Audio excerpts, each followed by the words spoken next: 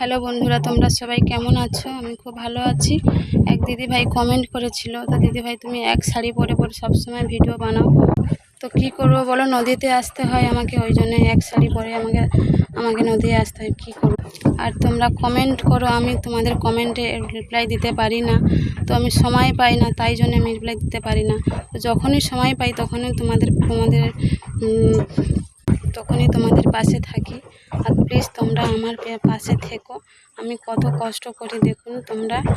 দেখুন আমি এখন কেওড়া ফল তুলছি, চিংড়ি মাছের টক করলে এই ফলগুলো দারুণ লাগে।